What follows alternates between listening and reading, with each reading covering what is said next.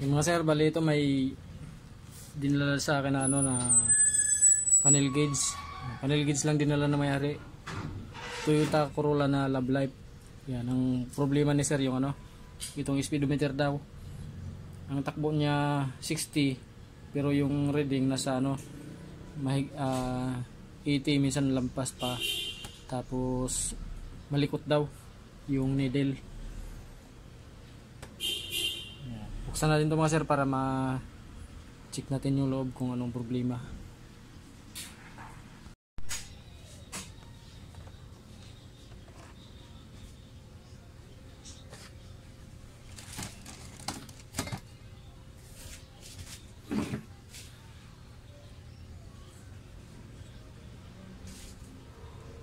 Yung mga sir, bali may napansin ako dito mga sir. Ni-repair na siguro to dati. Wala na yung tornilyo dito, hindi na naibalik. Nalimutan siguro ng nagbaklas nito ibalik. Yan. Konektado yan doon sa loob mga sir Dito sa, kung hindi ako nagkamali, sa udo to naka-connect ito. Yung dalawang yan, dalawang butas yan. May tornilyo dapat yan dyan. Yan. Nabuksan na to dati. Kasi sabi rin ni sir, hindi rin daw gumagana yung ano, yung udo. Hindi talaga yung gagana kasi wala na siyang connection dito.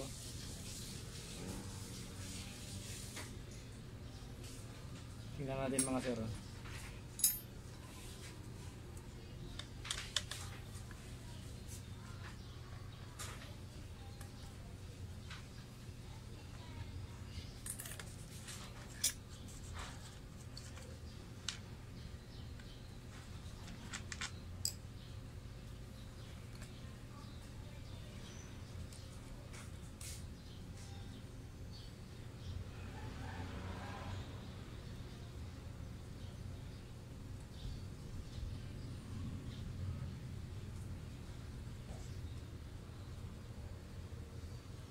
Yung tuyo mga sir, sobrang dumi yung ano, marumi yung flywheel nya.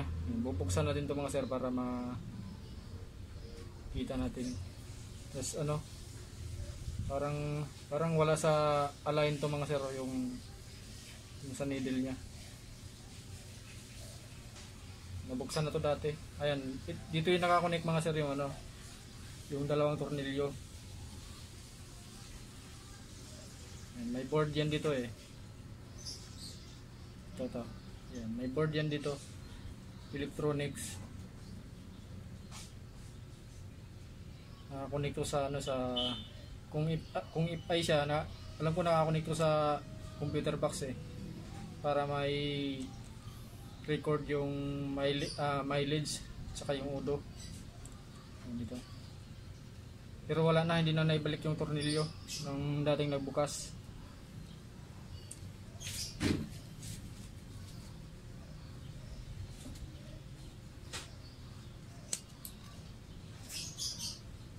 Testing natin mga sir. Ayan, napalo nga siya ng mataas mga sir. Nag-high-speed siya kahit mabagal lang yung pihit ko sa kable. Ayan, nilagyan ko ng kable mga sir. Ayan, mabagal lang yung pihit ko niyan mga sir, kunting pihit lang, pero napalo siya sa 60, 80. Yan abot siya sa 80. Abot pa sa 100 kahit mabagal lang yung ano ko. Palo, yung ano, pihit ko.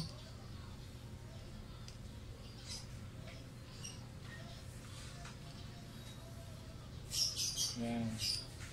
Palasin natin ito mga sir. Mag high speed siya.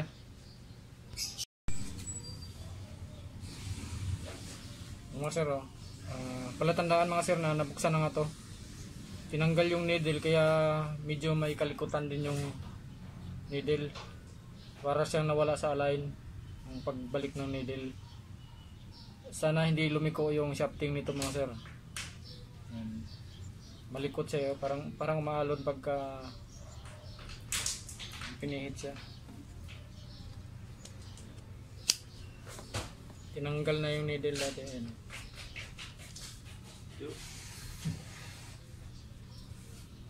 Kita nyo mga sir yan Yan. Malikot yung ano needle. Kasi para nawala sa align mga sir, yung pagbalik nitong needle nung unang nagtanggal. Ayan, oh, may bakas mga daliri dito. Oh.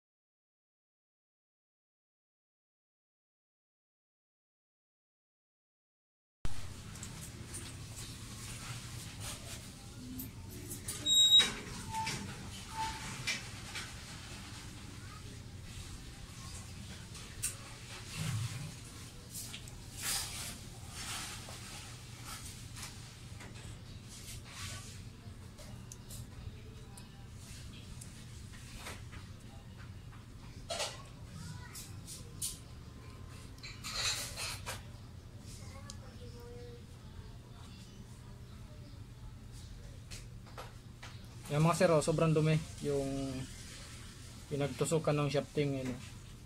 Yan yung dahilan kaya nag high speed. Kahit mabagal ang takbo, napalo sa high speed yung ano, speedometer. Kasi sobrang dumi. Hindi na siya nag-pre-wheel. Eh. Sumasama na sa dito sa magnet. Yung isang flywheel niya, sumasabay na dito sa magnet. Kasi naipit na doon sa dumi yung ano, yung shafting niya, ayun. Yung dumi. Yung kung nakikita nyo kasi maliliit eh.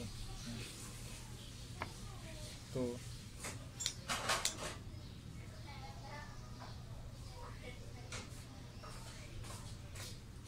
Mga sir, oh, ayun.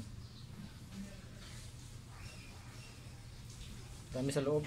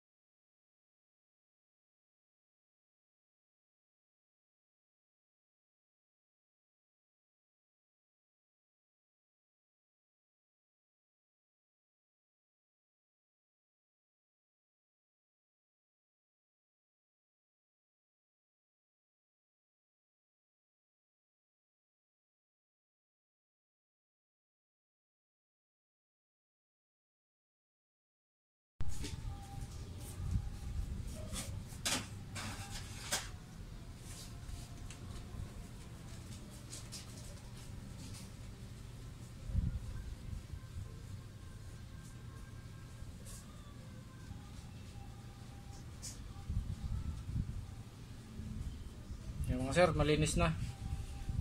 I-assemble na natin to. Ayan, oh. Malinis na yung shafting nya.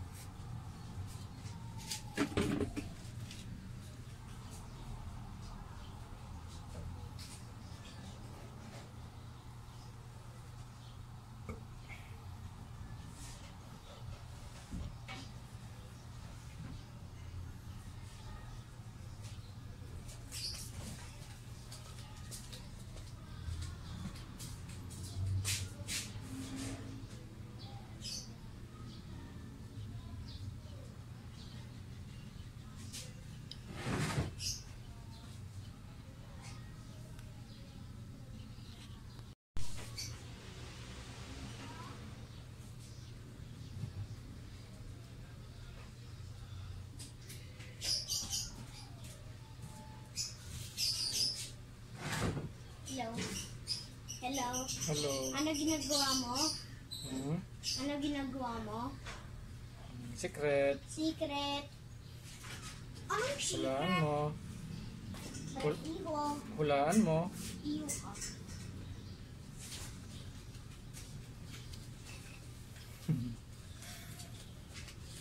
Ayan mga sir, na-assemble na natin yung ano.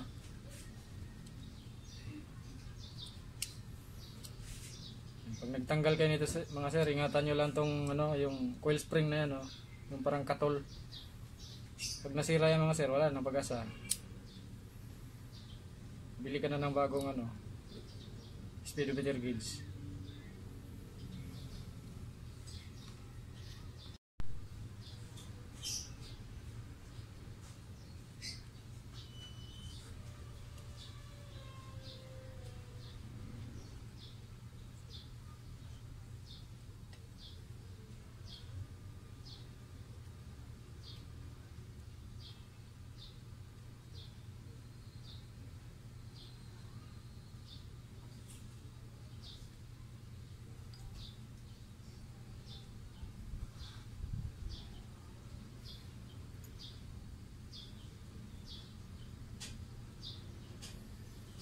Isa pa pala sa napansin ko mga sir, wala na yung ano, may nakapatong pa dito dapat mga sir, protection dapat dyan sa coil spring. Yan. Nawala na. Kulay puti yun dito mga sir, nakapatong dyan eh.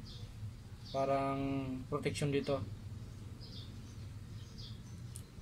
Nabuksan na nga to mga sir. Hindi lang nila natuloy, siguro natakot na nung kalasin to. Yan, nalimutan na ibalik yung ano, yung kulay puti dito na protection sa coil spring. Isa rin yung sa dahilan mga sir kaya naglilikot na rin yung needle. May guide din yung protection na yun mga sir. May guide din yun para dito sa shafting eh. Para na siyang nagwiwigil na tuloy kasi wala na yung ano eh, yung guide. Yan. Ito yung pinagsalpakan ng kulay puti na nawala na mga sir. Yan. Yan, wala na. Yung butas na yan. Nakasalpak lang yun dyan.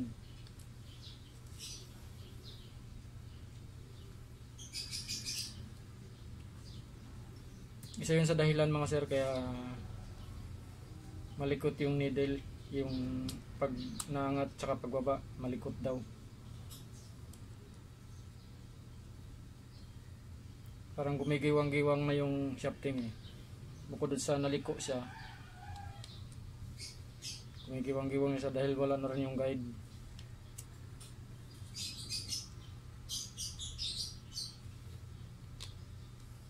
Kung napansin nyo dun sa iba kong mga video na pinalas kong mga ganito, meron yun dito. May nakapatong pa dyan. Kulay puti.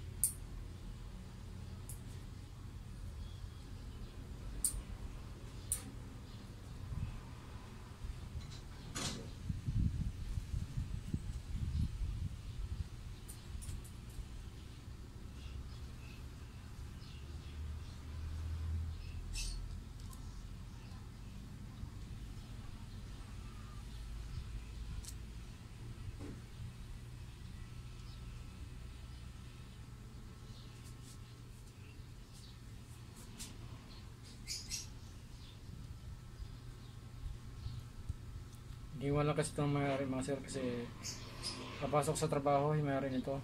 Dadaanan lang niya mamaya.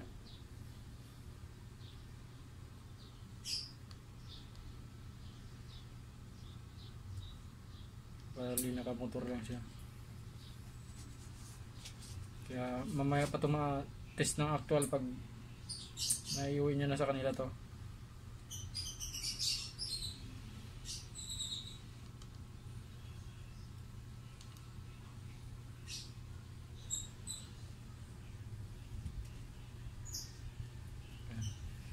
Yung mga sir, yung shafting hindi na siya nakasentro kasi liko na eh. Hindi man pwedeng na ituwid kasi masisira lalo kung galawin ko pa yan yung shafting. Yan, hindi na siya nakasentro. Napirsa yan nung unang gumalaw nito.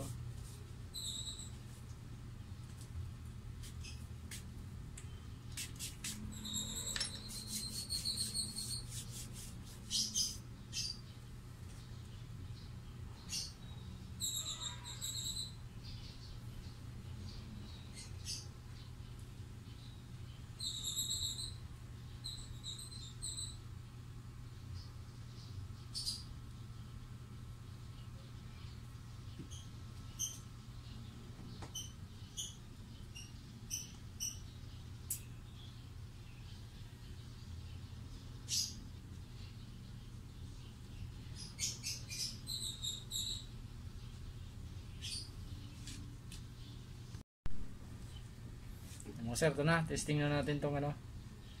Yan o. Yan. Hindi na siya nag high speed mga sir. Yan o. Yun. Smooth na yung ano niya. Tsaka hindi na rin siya yun, wala na rin siyang ano, yung katulad kanina na parang pumapaypay yung ano. Yan. Hindi na siya katulad kanina na sobrang likot. Tapos, yan. Kahit bilisan ko na ng pihit mga sir. Yan, hindi na siya naabot sa high speed. Mabilis na yung pihit ko niyan sa kable mga sir. Ito yung kable. Ayos na mga sir. Pwede na to pick upin mamaya ng mayari.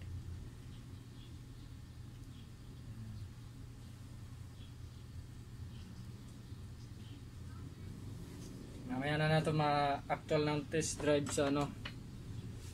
Sa mismong sasakyan niya. Maraming salamat.